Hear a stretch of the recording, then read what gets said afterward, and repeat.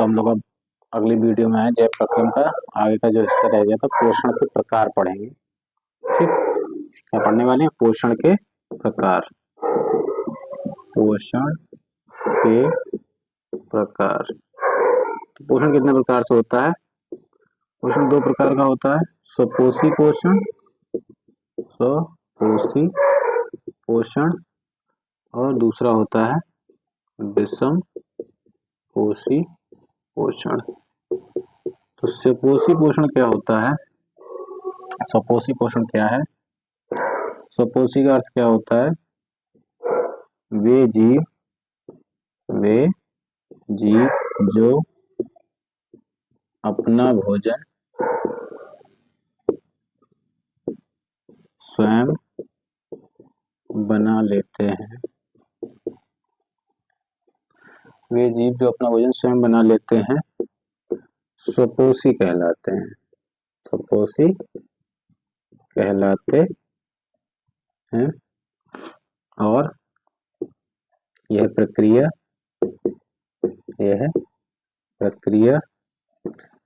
स्वपोषी पोषण कहलाती है। स्वपोषी पोषण कहलाती है। तो इसमें कौन कौन आते हैं? इसमें आते हैं हरे पौधे, शैवाल की वीडियो हम बना चुके हैं तुम्हारे लिए अलग से, पूरा शैवाल है उसमें, पढ़ सकते हैं। ठीक, और तो ये सब कैसे बनाते हैं अपना भोजन? ये बनाते हैं अपना भोजन प्रकाश संश्लेषण क्रिया द्वारा। कैसे बनाते हैं? प्रकाश संश्लेषण क्रिया के द्वारा, फोटोसिंथेसिस जिसे बोलते हैं। तो पोषण कितने प्रकार के होते हैं? पोषण दो प्रकार के होते हैं, स्वपोषी पोषण, विषमपोषी पोषण। तो स्वपोषी पोषण में क्या? वे जीव जो अपना भोजन स्वयं बना लेते हैं स्वपोषी कहलाते हैं, और ये प्रक्रिया क्या कहलाती है? स्वपोषी पोषण कहलाती है। इसके अंतर्गत कौन कौन आते हैं? इसके अंतर्गत आते हैं हरे पौधे, शैवाल, और ये किस क्रिया द्वारा अपना भोजन का निर्मित करते हैं? प्रकाश संश्लेषण क्रिया द्वारा। विषमपोषी पोषण अभी हम आगे पढ़ेंगे, अब हम पहले पढ़ेंगे प्रकाश संश्लेषण क्रिया क्या है। ठीक, तो इसको नोट कर लेंगे। देखो आगे पढ़ेंगे प्रकाश संश्लेषण क्रिया क्या होती है। ठीक, प्रकाश, ये पेपर के लिए बहुत इंपॉर्टेंट है, एग्जाम के लिए। प्रकाश संश्लेषण क्रिया क्या होता है? प्रकाश संश्लेषण क्रिया। ठीक, तो प्रकाश संश्लेषण क्या है? प्रकाश संश्लेषण एक जैव रासायनिक क्रिया है। प्रकाश संश्लेषण एक जैव रासायनिक प्रक्रिया है। तो इसमें क्या करते हैं? इसमें जो हरे पेड़ पौधे होते हैं तो उनके जो हरे भाग में उपस्थित जो क्लोरोप्लास्ट होता है, और सौर ऊर्जा ग्रहण करके वायु से ली गई CO2 मृदा से अवशोषित जल द्वारा स्वयं के लिए क्या करते हैं? भोजन का निर्माण करते हैं। तो हरे पादप में उपस्थित क्लोरोप्लास्ट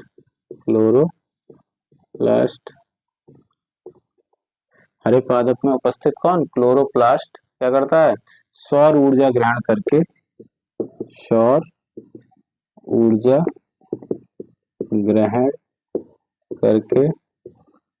ठीक, सौर ऊर्जा ग्रहण करके और वायु से ली गई कौन? CO2, वायु से ली गई CO2, और मृदा से क्या लेता है? मृदा से अवशोषित जल, ये मेन पार्ट है। कौन कौन? CO2, ऊर्जा कौन सी? सौर ऊर्जा। ठीक, और मृदा से अवशोषित कौन? जल, क्लोरोप्लास्ट। ये सब इसमें इंपॉर्टेंट है। हरे पादप में उपस्थित क्लोरोप्लास्ट सौर ऊर्जा ग्रहण करके वायु से ली गई CO2 मृदा से अवशोषित जल के द्वारा स्वयं के लिए भोजन का निर्माण करते हैं। स्वयं के लिए भोजन का निर्माण करते हैं, और O2 सह उत्पाद के रूप में निष्कासित होती है। O2 सह उत्पाद के रूप में क्या होती है? निष्कासित होती है, निष्कासित होती। तो ये इंपॉर्टेंट है। तो प्रकाश संश्लेषण अभिक्रिया क्या होती है? तो देखें इसकी रिएक्शन क्या है। 6CO2 प्लस 12H2O गिव्स, किसकी जरूरत है? सनलाइट की उपस्थिति होनी चाहिए, गिव्स सनलाइट। बनेगा क्या? ग्लूकोज बनेगा C6H12O6। किसका फार्मूला है? ये ग्लूकोज का सूत्र है। और 6H2O और सह उत्पाद के रूप में क्या प्राप्त होने वाली है? ऑक्सीजन गैस प्राप्त होने वाली है, 6O2। तो ये जो अभिक्रिया है ये है प्रकाश संश्लेषण अभिक्रिया। तो पेपर में जब आएगा कि प्रकाश संश्लेषण क्रिया से आप क्या समझते हैं, तो आप क्या बताएंगे? प्रकाश संश्लेषण एक जैव रासायनिक प्रक्रिया है। हरे पादप में उपस्थित क्लोरोप्लास्ट सौर ऊर्जा ग्रहण करके वायु से ली गई CO2, मृदा से अवशोषित जल के द्वारा स्वयं के लिए भोजन का निर्माण करते हैं। O2 जो है वो सह उत्पाद के रूप में क्या होती है? प्राप्त होती है, निष्कासित होती है। रिएक्शन क्या है? 6CO2 plus 12H2O gives sunlight C6H12O6 plus 6H2O plus 6O2। तो ये क्या है? ये है प्रकाश संश्लेषण क्रिया। ठीक, तो इसको नोट कर लेंगे। इसके बाद आगे देखते हैं कि प्रकाश संश्लेषण क्रिया कहाँ होती है। पौधे में कौन सी ऐसी जगह है जहाँ प्रकाश संश्लेषण अभिक्रिया होती है? तो हम लोग लिख सकते हैं प्रकाश संश्लेषण क्रिया का कार्यस्थल। प्रकाश संश्लेषण क्रिया का कार्यस्थल क्या है? ठीक, तो ये आपको पता होगा कहाँ होती है। ये पौधों के हरित लवक में होती है। कहाँ होती है? पौधों की जो पत्तियां होती हैं, पत्तियों के हरित लवक में, पत्तियों के हरित लवक में होती है, हरित लवक में होती है। कौन? प्रकाश संश्लेषण क्रिया। ठीक, तो और ये हरित लवक क्या होते हैं? हरित लवक जो होते हैं पत्तियों के क्या हैं? इनको हम लोग क्लोरोप्लास्ट बोलते हैं। ये हरे रंग के होते हैं। हरित लवक की बात करें, हरित लवक ये क्या है? ये हरे रंग के कोशिकांग होते हैं। कोशिका के अंग है, कोशिकांग होते हैं। तो जो हरित लवक होते हैं वो कोशिका के क्या होते हैं? अंग होते हैं। और कैसे? हरे रंग के होते हैं। ठीक, इनमें क्या क्या पाया जाता है? इनमें एक स्ट्रोमा होता है और एक क्या होता है? एक जगह होती है ग्रेना। ठीक, तो इसमें हरित लवक में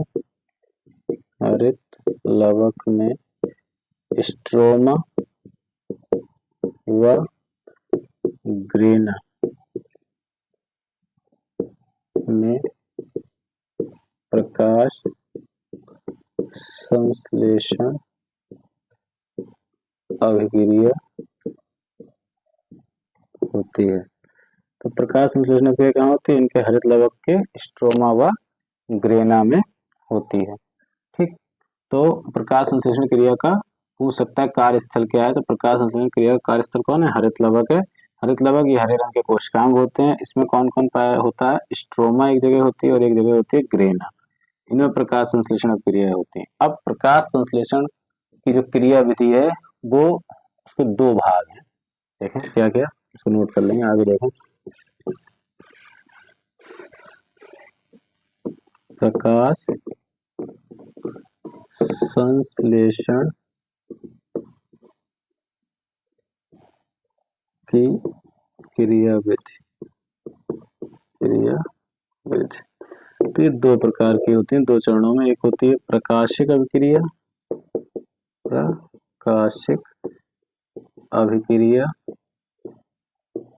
और दूसरी होती है अप्रकाशिक अभिक्रिया। तो देखो क्या है प्रकाशिक अपक्रिया। तो जो प्रकाशिक अपक्रिया है, इसका जो सबसे पहले अध्ययन किया प्रकाशिक अपक्रिया का, उनका नाम था सर्वप्रथम अध्ययन जो किया वो किया रॉबर्ट हिल ने। किसने किया? रॉबर्ट हिल, एक वैज्ञानिक थे, उन्होंने किया। इसलिए इस प्रकाशिक अपक्रिया को हिल अपक्रिया भी कहते हैं। इसका क्या नाम रखा गया है? हिल अपक्रिया। ये जो प्रकाशिक अपक्रिया है, जो ये क्या नाम है, उसमें होती है ग्रेना में होती है, हरित लवक के ग्रेना में होती है, हरित लवक के ग्रेना में होती है। ठीक। अप्रकाशिक अपक्रिया ये क्या है? ये फ्लो चार्ट आप बना सकते हैं पेपर में। ये क्या होती है? इसका सबसे पहले अध्ययन किया है ब्लैकमैन ने। सर्वप्रथम इसके अध्ययन करता कौन है? अध्ययन किया ब्लैकमैन ने। किसने किया? ब्लैकमैन ने किया है इसको। ठीक।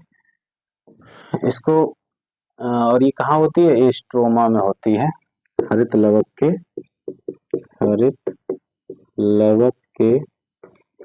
स्ट्रोमा में होती है। ठीक। तो ये याद रखेंगे आप, ये फ्लो चार्ट आप बना सकते हैं इसके लिए, प्रकाश संश्लेषण की क्रिया विधि के लिए। ठीक। तो प्रकाश संश्लेषण क्रिया विधि तो दो है, प्रकाशिक अपक्रिया और एक अप्रकाशिक अपक्रिया। ठीक। तो प्रकाशिक क्या है? प्रकाशिक का सबसे पहले अध्ययन किसने किया? रॉबर्ट हिल ने किया है, और इसीलिए इसका नाम दिया गया हिल अपक्रिया। और ये कहाँ होती है? हरित लवक के ग्रेना में। अप्रकाशिक अपक्रिया ये सबसे पहले अध्ययन किया ब्लैकमैन ने, और ये कहाँ होती है? हरित लवक के स्ट्रोमा में होती है। ठीक। आगे देखें। अब बात आती है कि प्रकाश संश्लेषण जो होता है उसके लिए क्या क्या चीजें आवश्यक हैं। ठीक। तो देखें, प्रकाश संश्लेषण, ठीक, इसमें किसकी किसकी आवश्यकता बहुत ज्यादा है। ठीक। और कौन कौन ऐसे हैं जो सहायक होते हैं। ठीक। तो देखें, तो हम लोग कह सकते हैं आवश्यक एक हिस्सा बना सकते हैं, और एक बना सकते हैं सहायक का। तो प्रकाश संश्लेषण में कौन कौन आवश्यक मतलब है जो कंपलसरी है, बिल्कुल। तो जो कंपलसरी हैं उसमें कौन कौन आते हैं? उसमें एक तो प्रकाश है, प्रकाश होना चाहिए सूर्य का, और एक है पर्णहरिम। ठीक। एक है प्रकाश और एक है पर्णहरिम, जिसको क्लोरोफिल बोलते हैं। पर्णहरिम को क्या कहते हैं हम लोग? क्लोरोफिल। तो ये तो बहुत नेसेसरी है, बिल्कुल होने ही चाहिए। सहायक कौन कौन करता है सहायता? CO2 सहायक है, कार्बन डाइऑक्साइड जो है वो सहायक है। टेम्परेचर, तापमान क्या होना चाहिए, वो सहायक है। ठीक। और जल सहायक है। कौन सहायक है? जल सहायक है। और एक सहायक है कौन? खनिज लवण। तो ये क्या हो गए? ये आप एक फ्लो चार्ट बना सकते हैं किसके लिए? कि प्रकाश संश्लेषण के लिए कौन आवश्यक है और कौन सहायक है। तो ठीक, तो कौन कौन आवश्यक है? आवश्यक है प्रकाश और पर्णहरिम, ये कंपलसरी है, बहुत नेसेसरी है इनकी आवश्यकता। और ये सहायक कौन कौन है? CO2, तापमान, जल और खनिज लवण। तो ये आपको प्रकाश संश्लेषण क्या है? कंप्लीट हो गया है। प्रकाश संश्लेषण में इतना ही पढ़ना है। इसके बाद आती है बात, इसको हटा देते हैं, हम लोग छोड़ आए थे विषम पोषी पोषण को। इसको विषम पोषी पोषण, ये क्या होता है? विषम पोषी पोषण, ध्यान सुने, विषम पोषी पोषण क्या है? तो विषम पोषी पोषण में वे जीव जो अपना भोजन स्वयं नहीं बना पाते या नहीं बनाते हैं, और भोजन के लिए अन्य जीवों पर आश्रित होते हैं, क्या कहलाते हैं? विषम पोषी कहलाते हैं। विषम पोषी कहलाते हैं। ठीक। तो वे जीव जो अपना भोजन स्वयं नहीं बनाते हैं और भोजन के लिए अन्य जीवों पर आश्रित होते हैं वो क्या कहलाते हैं, विषमपोषी जीव कहलाते हैं। और ये प्रक्रिया क्या कहलाती है, विषमपोषी पोषण। तो डेफिनेशन इसको नोट कर लेंगे। अब विषमपोषी जीव जो होते हैं वो 3 प्रकार के होते हैं। कितने प्रकार के होते हैं विषमपोषी? विषमपोषी ये 3 प्रकार के होते हैं। क्या क्या नाम है इनके, इसका एक फ्लो चार्ट आप पेपर में बना देंगे आराम से। पहला होता है जिनको हम लोग कहते हैं प्राणी समभोजी, प्राणी समभोजी। दूसरा है परजीवी, परजीवी पैरासाइट्स बोलते हैं इनको। और अगला है मृतोपजीवी, मृतोपजीवी। ठीक, तो ये 3 प्रकार के हैं, इनको सेप्रोजोइक बोलते हैं। ठीक, तो प्राणी संभोजी क्या होते हैं? प्राणी संभोजी वे जीव होते हैं जो जटिल भोज्य पदार्थों को ठोस या तरल रूप में कैसे भी ग्रहण कर देते हैं। वे जीव जो जटिल भोज्य पदार्थों को तरल या ठोस के रूप में ग्रहण करते हैं, तो वो क्या कहलाते हैं? वो कहलाते हैं प्राणी समभोजी। इसमें कौन कौन आता है? एग्जाम्पल के तौर पे अमीबा प्राणी समभोजी है, मनुष्य प्राणी समभोजी है, कुत्ता प्राणी समभोजी है।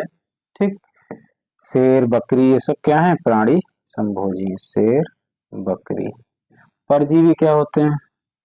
परजीवी वो होते हैं जो दूसरे जीवों पर आश्रित रह के अपना भोजन, वे जीव जो दूसरों पर आश्रित, दूसरों पर क्या कहते हैं? आश्रित रहकर किंतु उन्हें बिना मारे अपना भोजन ग्रहण करते हैं, अपना भोजन ग्रहण करते हैं। मतलब वे जीव जो दूसरों पर आश्रित तो हैं पर वो उन्हें क्या नहीं कर रहे हैं, उन्हें हानि नहीं पहुंचाएंगे। जैसे हानि का मतलब उन्हें मारेंगे नहीं, जैसे जू, बालों में जू हो जाते हैं, खटमल से कोई मरता नहीं है, जोंक, अमरबेल पेड़ पे होती है, इसकी कोई जड़ वड़ नहीं होती, ऐसी पेड़ पे पेड़ से पोषण देती रहती है। और भी है, पीताकृमि है। ठीक, अब मृतोपजीवी क्या होते हैं? वे जीव जो मरे हुए जीवों से, मरे हुए जीवों से अपना भोजन प्राप्त करते हैं। ये जीव कौन से हैं? जो मरे हुए जीवों से अपना भोजन प्राप्त करते हैं, ये कहलाते हैं मृतोपजीवी। इसमें आते हैं कवक। तो कौन आता है? कवक।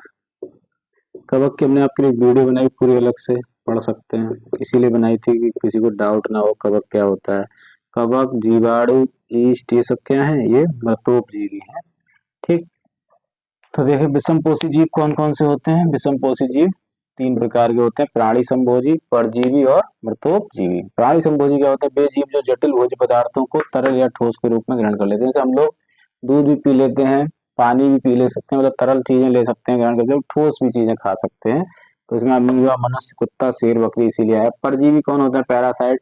वे जीव जो दूसरों पर आश्रित रहते हैं किंतु उन्हें बिना मारे अपना भोजन ग्रहण करते हैं, तो उन्हें हम लोग जैसे जू, खटमल, जोंक, अमरबेल, ये सब क्या है? परजीवी। मृतोपजीवी क्या होते हैं? वे जीव जो मरे हुए जीवों से अपना भोजन ग्रहण करते हैं। तो कवक है, जीवाणु है और ईस्ट। कवक के लिए एक वीडियो बनाया, वो देख सकते हैं आप अलग से। तो यहाँ पे हमारा क्या हो गया? पोषण पूरा हो गया है। अब हम अगली वीडियो में पढ़ेंगे मानव में पोषण। आज के लिए इतना ही।